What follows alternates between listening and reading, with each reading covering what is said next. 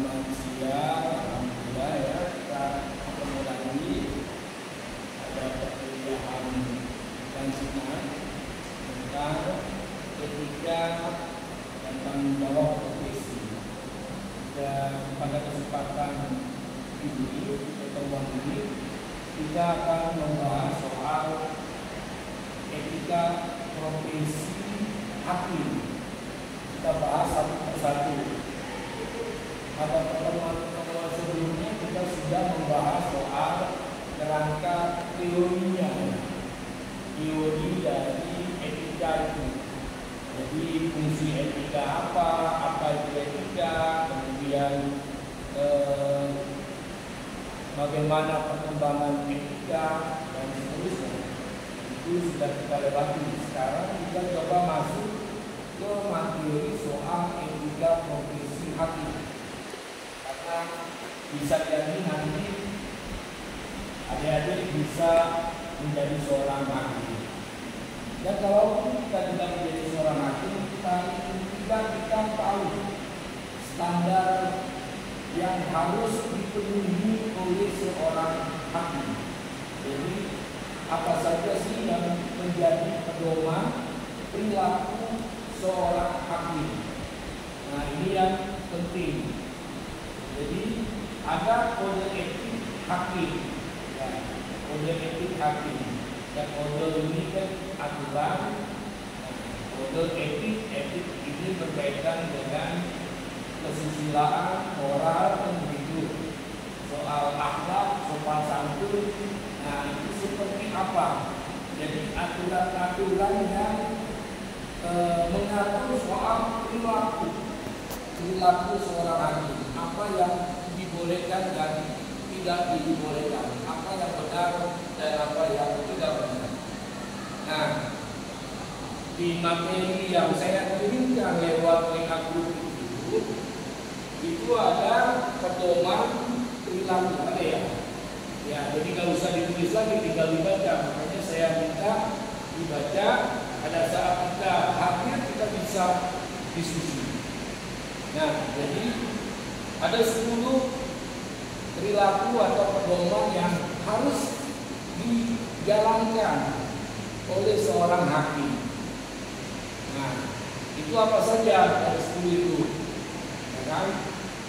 Itu ada menyangkut soal apa? Soal apa satu? Ada soal kejujuran, ada soal kebijaksanaan, ada soal keadilan, dan begitu. Itu hal-hal yang harus dipedomani oleh hakim. Nah, kode etik hakim ini menjadi sangat menarik karena kita melihat ya dulu banyak kasus, ya sampai hari ini pun masih banyak kasus tentang hakim, baik di Mahkamah Konstitusi, Mahkamah Agung, sampai di pengadilan di tingkat bawahnya.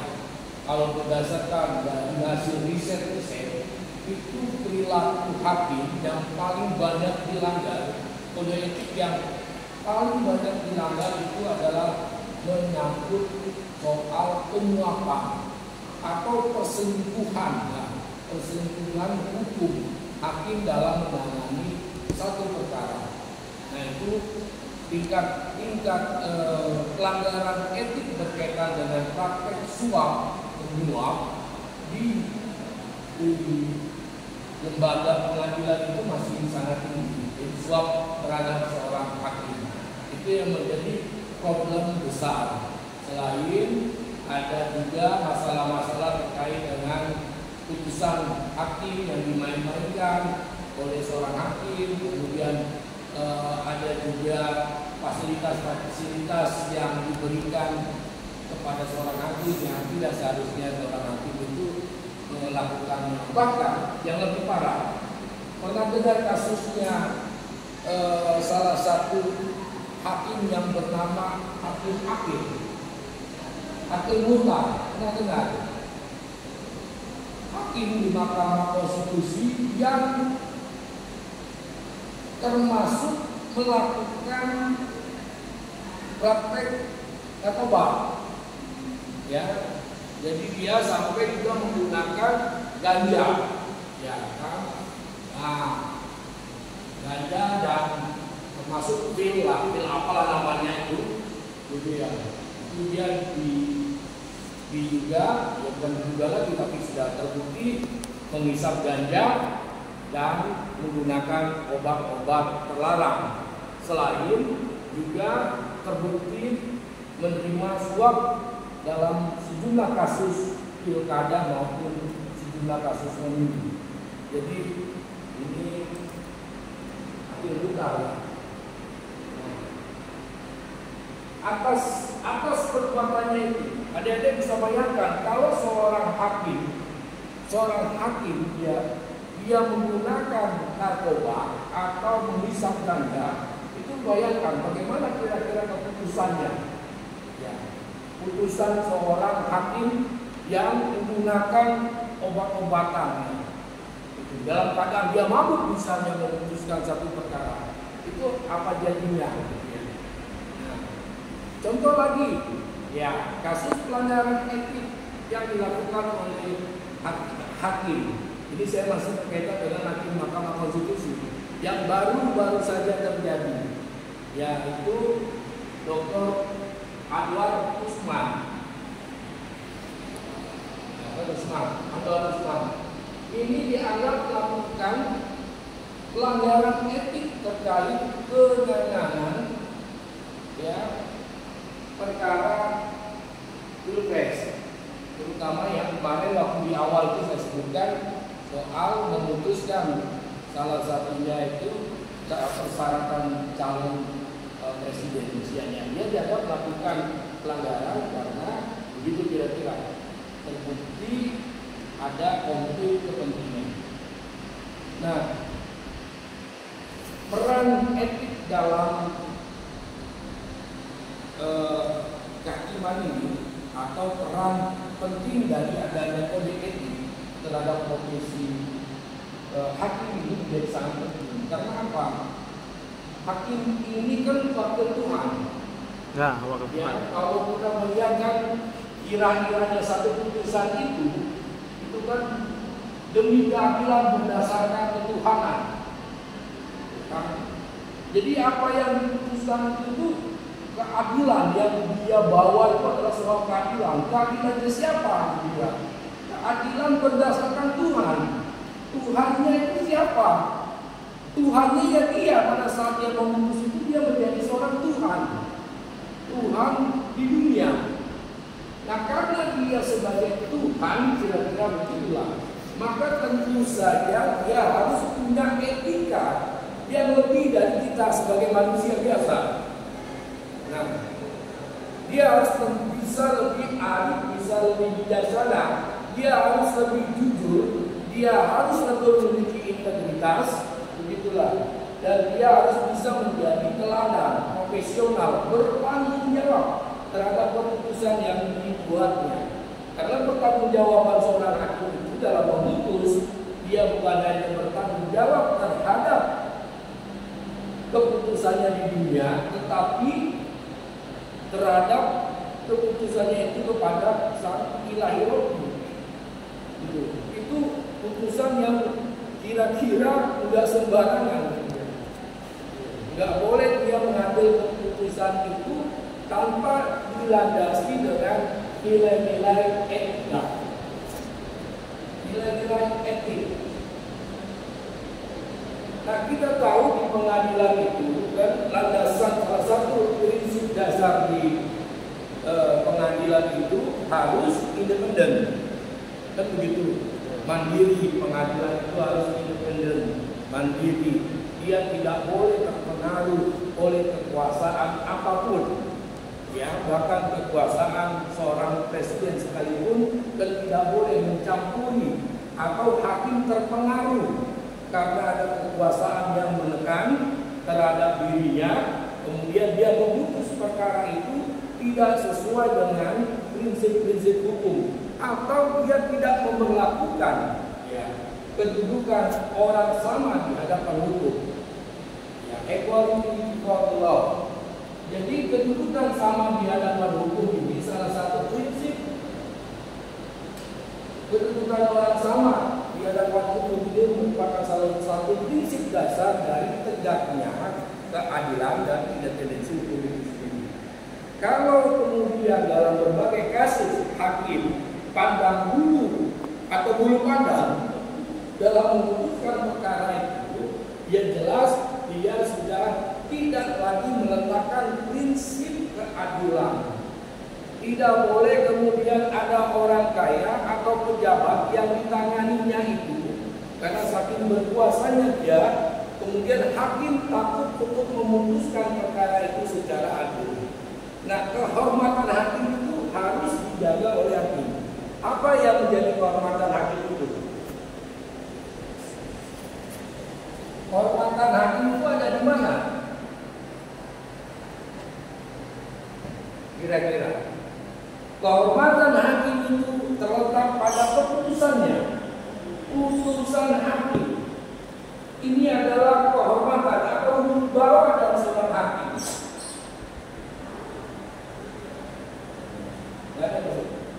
Wibawa dari seorang hakim itu terletak pada keputusan atau putusan hakim itu sendiri.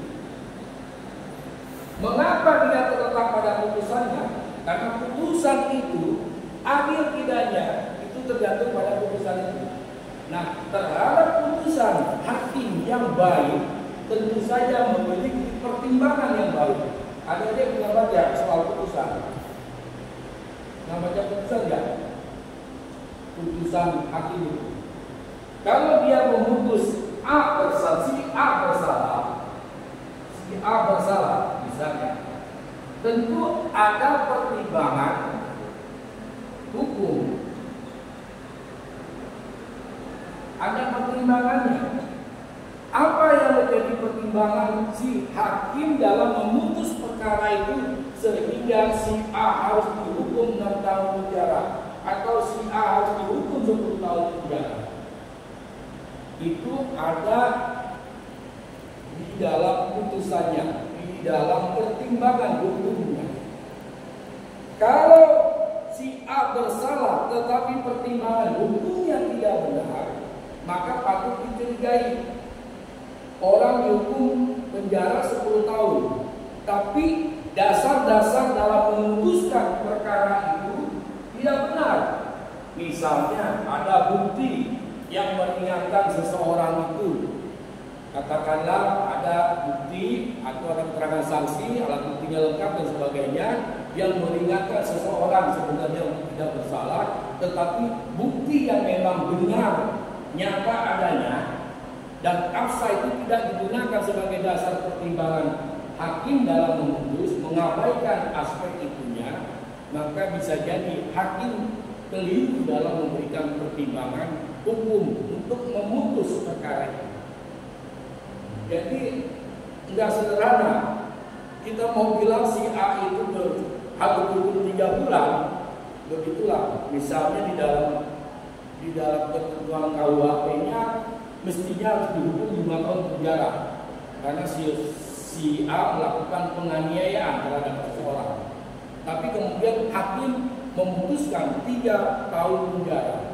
Nah, harus ada alasan atau pertimbangan hukum yang arif, bijaksana. Dia harus jujur, objektif, dia harus bisa dipertanggungjawabkan, dan begitu keputusannya. Keputusan itu juga harus memiliki integritas, ya, dan seterusnya.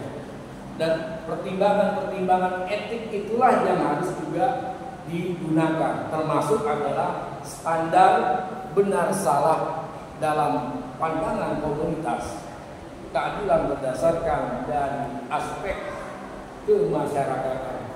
Tidak serta-merta dia harus subjektif, ya, tidak serta-merta dia harus subjektif, tetapi dia juga harus melihat, menengok nilai-nilai yang berkembang di dalam masyarakat, etis atau tidak. Seorang nenek-nenek yang kemarin saya sebutkan, seorang nenek-nenek yang lanjut usia, gitu ya, tidak bisa makan dan seterusnya, kemudian dia mencuri dan dia harus dihukum 2 tahun misalnya, itu kan tentu akan kalau putusannya demikian tentu akan membuat masyarakat cedera secara keadilan, mengandung cedera keadilan, karena dalam keadilan masyarakat yang mestinya si nenek itu tidak harus dihukum 2 tahun atau 3 tahun.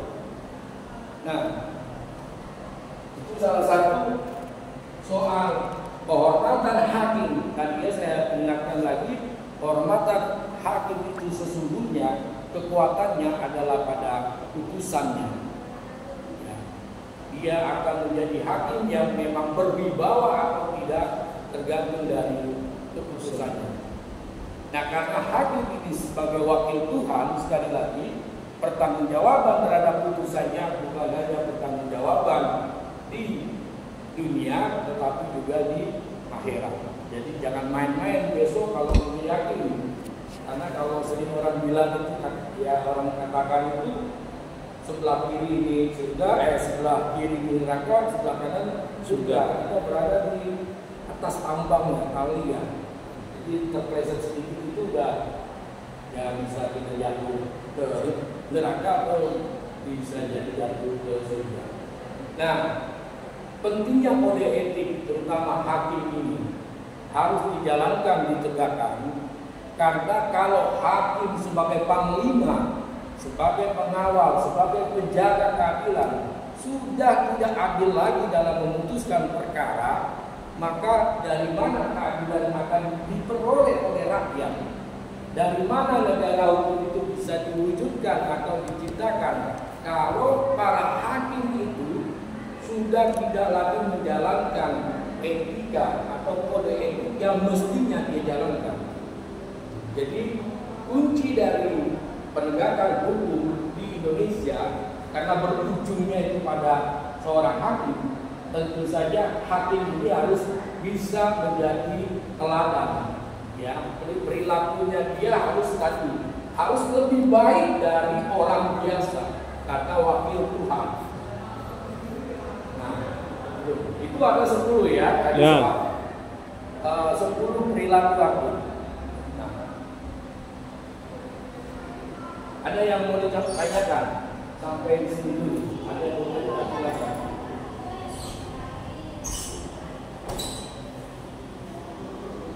Ya, jadi yang baru masuk silakan. Jadi bahaya korupsi, salah satu bahaya penyakit hukum kita, ya, penegakan keadilan itu bangkrut.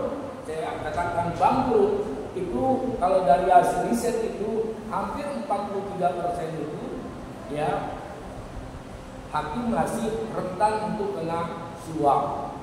100%. Nah, itu problemnya.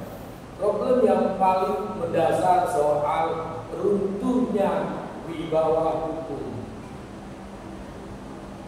Dan bahkan tadi yang saya jelaskan, kalau para hakim penjaga konstitusinya saja sudah melanggar kode etik, ya kan begitu.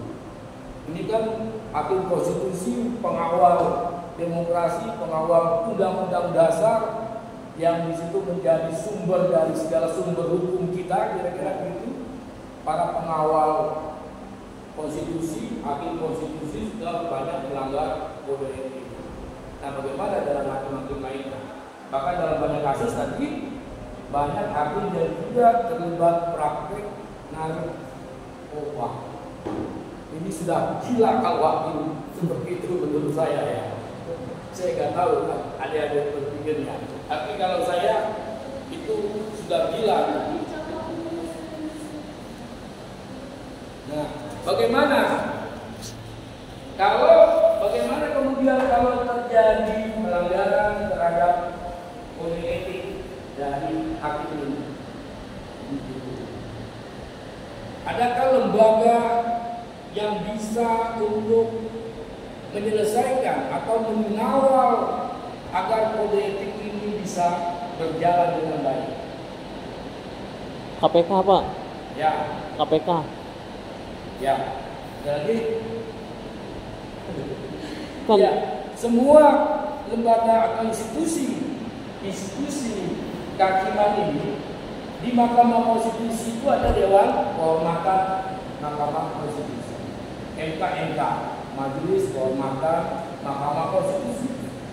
Majelis Kehormatan Mahkamah Konstitusi salah satu tugasnya adalah memastikan agar kode etik dari hakim di Mahkamah Konstitusi itu bisa berjalan. Kalau ada pelanggaran terhadap etik itu, maka akan diselesaikan oleh MKMK. Itu kalau di Mahkamah Konstitusi. Nah, di Mahkamah Agung dan di bawahnya juga ada Dewan Kehormatan Hakimnya. Yang salah satu tugasnya itu juga adalah untuk menegakkan aturan atau kode etik yang sudah ditetapkan. Nah, itu di lembaga atau institusinya.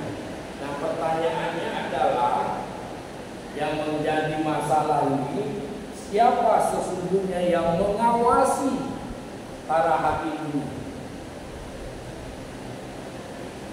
Saya tahu siapa yang mengawasi para hakim ini. Yang mengawasi hakim itu jelas ada komisi yudisial secara institusional. Tapi apakah komisi yudisial kita mempunyai otoritas atau kewenangan untuk masuk dalam penegakan kode etik itu?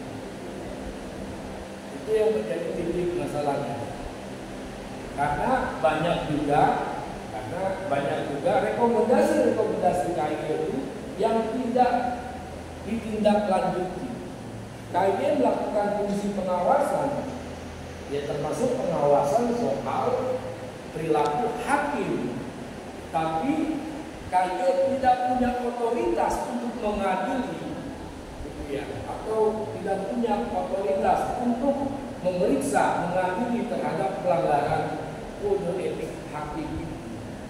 Sama saja dengan bohong dari depan. Itulah pelemahan dari KIE dulu, maksudnya komisi yudisial itu dibentuk salah satunya adalah supaya para hakim nakal itu bisa diperiksa diadili di KIE. Tetapi kemudian kekuasaannya atau kewenangan KIE itu dipangkas. Jadi KIE pada akhirnya hanya bisa memberikan rekomendasi saja. Soal rekomendasi itu ditindaklanjuti atau tidak ditindaklanjuti kembali kepada Mahkamah Agung sebagai institusi tertinggi dari kehakiman. Itu problemnya. Jadi akhirnya ya KIE sebagai pemberi rekom, kalau sebatas rekom ya apa kira-kira? Kecuali ada komitmen yang kuat dari semua pihak, termasuk dalam hal ini hakim dan institusi pengadilan, Mahkamah Agung serta turunan di bawahnya untuk melaksanakan pedoman itu secara bersama-sama. Memang ada MOU atau kerjasama antara KIE dengan Mahkamah Agung dalam rangka untuk penegakan kode etik ini, atau dalam rangka menegakkan bagaimana perilaku hakim di bawah. Nah, tetapi kalau tidak ada komitmen dari pimpinan di atasnya, maka sulit itu bisa diwujudkan. Nah, adik-adik baca di 10 perilaku hakim itu. Kalau ada pertanyaan, silakan. Saya kasih kesempatan bertanya. Atau ada yang ingin membantah, mungkin saya salah. Nah, baca kau.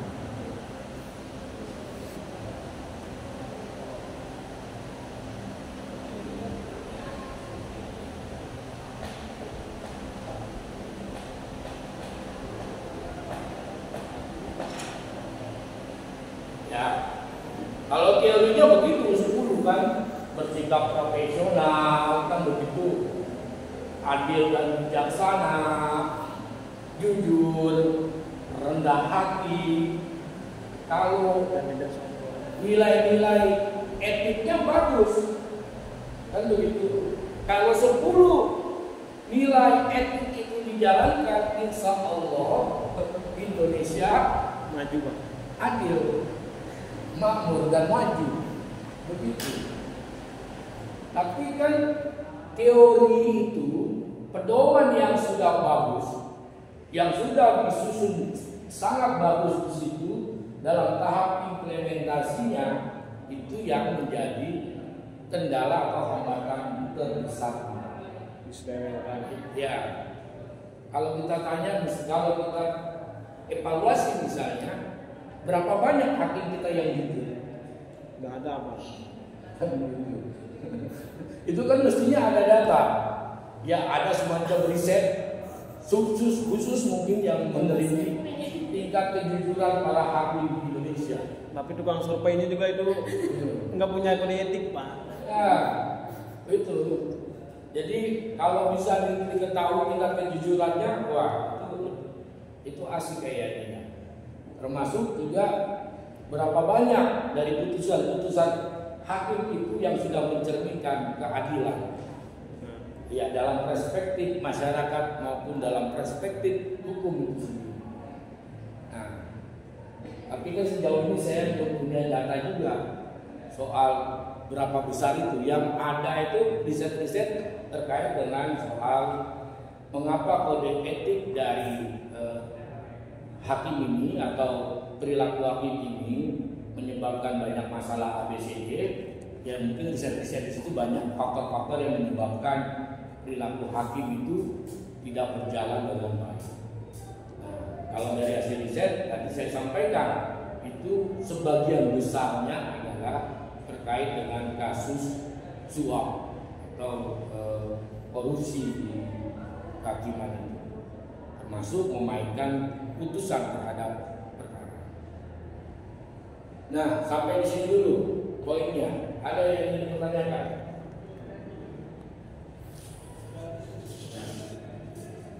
Jadi dampaknya apa? Dampak terbesarnya kalau hakim itu melanggar kode etik, begitu kan? Tentu saja masyarakat ini sudah tidak lagi percaya. Sementara hakim ini satu-satunya tanda kutip orang yang diberikan mandat oleh negara ini untuk memutus perkara. Kewenangan untuk memutus salah atau benar. Jadi kalau hakim ini sebagai panglima terakhirnya mabok, menggunakan narkoba, korupsi dan sebagainya, dan kemudian membuat rakyat ini tidak percaya terhadap institusi kehakiman atau tidak percaya terhadap para hakim, kan pertanyaannya kan siapa lagi yang akan menyelesaikan itu dan kemana? Jadi besok ya kalau jadi hakim, jadilah hakim yang jujur. Ya, jadilah hakim yang bertanggung jawab terhadap apa yang kita putuskan. Jadilah hakim itu yang adil. Adil, jangan pandang bulu memutus perkara. Ini saya pesan karena ini semua wisuda kan, insya Allah kan semua kan. Nah, karena ujungnya kita belajar hukum ini, ujungnya kita menjalankan profesi nanti sebagai, katakanlah profesi sebagai hakim, profesi sebagai jaksa, profesi kita sebagai polisi, notaris dan sebagainya, itu adalah berkaitan dengan soal keadilan hukum. Itu yang paling utama. Jadi sepanjang kita bisa menjalankan dan berusaha mencapai keadilan itu, maka sepanjang itu pula sesungguhnya kita orang yang bisa menjaga etika. Karena mencapai keadilan hukum itu tidak mudah. Itu tidak sesederhana yang kita bayangkan. Termasuk mengukur keadilannya juga kan susah. Keadilan menurut siapa? Keadilan menurut kita sebagai hakim, keadilan menurut masyarakat, keadilan para pihak yang berperkara, atau keadilan yang mana? Berarti nggak ada pengadilan keadilan itu nggak ada berarti. Ada keadilan itu. Tapi menurut masing-masing gitu Pak. Jadi pasti ada keadilan itu pasti ada, karena dari semua itu pasti ada titik temunya. Ada titik temunya, ada equilibrium dari keadilan itu. Bingung ya? Jadi karena kita belajar etika dan profesi itu sebenarnya sekaligus filsafat, karena dia berhubungan dengan filsafat. Yang kita belajar ini kan etik ini kan soal dalam diri kita sendiri. Dalam diri. Kalau belajar ilmu tasawuf itu soal kesucian hati seseorang. Mana yang diri itu? Iya, kebaikan hati seseorang. Jadi itulah yang kita pelajari soal bagaimana semua profesi hukum ini pada akhirnya nanti menjadi tasawuf hukum gitu ya. Tasawuf hukum bahasa saya, yang artinya para penegak hukum ini, polisi, jaksa dan seterusnya itu harus memiliki moralitas yang lebih baik daripada yang lain. Karena kita ini kan memberikan contoh teladan kepada semua orang. Kalau kita sebagai orang hukum ini sudah tidak taat lagi kepada hukum, ya sudahlah, ampuh saja negaranya. Jadi itu soal etika dari profesi. Enggak banyak-banyak saya sampaikan di pertemuan ini. Cuma saya pesannya, kalau Allah nanti mentakdirkan adik-adiknya di hakim, pesan saya itu, jadilah hakim yang adil, jujur, bijaksana, berintegritas, profesional, bertanggung jawab, rendah hati. Nah, kalau di madrasah itu akidah akhlak. Ada dari madrasah. Dulu saya pernah dapat pelajaran itu, namanya ya pelajaran akidah akhlak. Nah, sebenarnya isi dari kode etik itu setelah saya dipelajari juga soal hakim, ya sebenarnya tidak jauh dari akidah akhlak. Akidah akhlak hukum. Mungkin begitu kira-kira. Jadi akidah akhlak hukum itu hakim ya 10 tadi. Kalau 10 itu dipegang, 10 itu insya Allah aman. Ya. Oke, ada yang lagi mau ditanya? Cukup ya? Cukup ya, karena hampir 12 saja kita ya. Masih ada ya?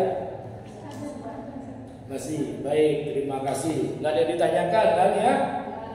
Nggak ada, nih ingat, nanti saya keluarkan ini. Jadi apa wibawa atau kehormatan hakim terletak di mana? Ya, ingat itu terletak pada putusan. Ya, demikian mungkin pertemuan kita yang singkat ini, semoga bermanfaat. Bila itu hidayah, assalamualaikum warahmatullahi wabarakatuh.